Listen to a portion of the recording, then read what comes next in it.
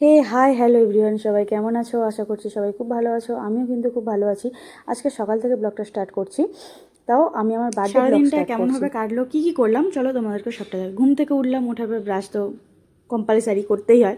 তো আমাদের বাড়িতে জন্মদিনে একটা নিয়ম আছে যে জন্মদিনের সকালবেলা নিম হলুদ একটু গায়ে ছোঁয়াতে হয়। সো আমার তো ক্যামেরা ধরার মতো কেউ নেই, তো আমি নিজেই মেখে নিলাম। তারপর শাওয়ার নিয়ে নিলাম। ফার্স্ট টাইম ব্লগ স্টার্ট করছি, জানি অনেক ভুল ত্রুটি হবে, একটু মানিয়ে নিও প্লিজ। অ্যান্ড যেটা সবথেকে ইম্পর্টেন্ট কাজ, স্নান করে আসার পরে ঠাকুর প্রণাম করা।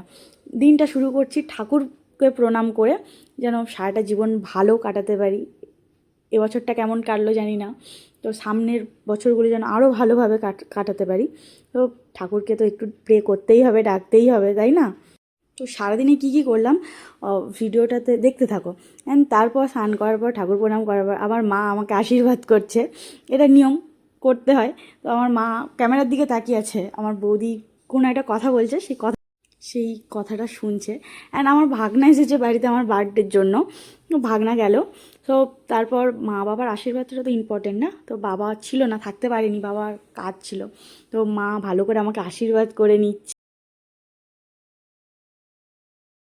মায়ের পর আমার বৌদি আশীর্বাদ করছে।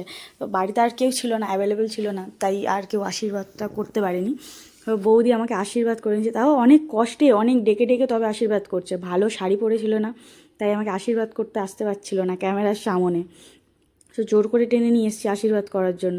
ভালো করে পায়েস খাইয়ে দিচ্ছে আমাকে।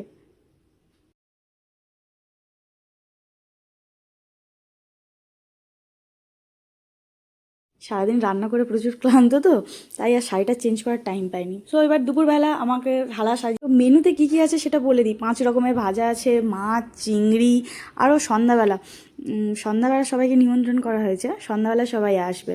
তো আমি এখন খাওয়া দাওয়া করে নিই। সন্ধ্যাবেলা এখানে আমার বার্থডে ডেকোরেশন হচ্ছে। তো আমার বাড়িতে তো আমার ঘরের কোনো প্লেস ছিল না সাজানোর জন্য, ডেকোরেশন করার জন্য। তো বৌদির ডাইনিংয়ে হচ্ছে এটা। আমার বোন আর দিদি মিলে ডেকোরেশনটা করছে।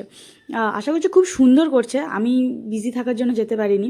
তো আমার ভাগনা এইরকম স্টাইল দিয়ে সাজুগুজু করে গিয়ে বেলুন ফোলাচ্ছে। ও প্রচুর কাজ করছিল, গিয়ে এখন এখানে আমার মুখে স্মাইলই আঁকছে এখানে আমার বোন। আর এই টাইমটাতে আমাকে প্রচুর তাড়া দিচ্ছিল বৌদি রেডি হওয়ার জন্য। আর এদিকে বৌদি কিন্তু রেডি হয়নি, দেখো আয়নার সামনে একটু ঢং করে নিচ্ছে। তো তারপরে আমি রেডি হয়ে চলে এলাম বার্থডের জন্য।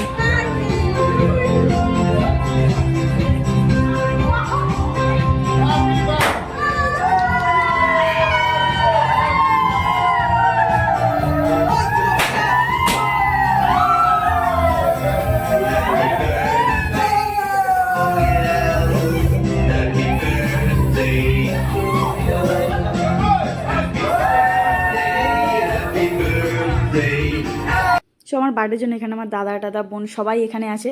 সো আজকের ভিডিওটা এতটুকু। কেমন লাগলো সবাই জানিও কিন্তু প্লিজ।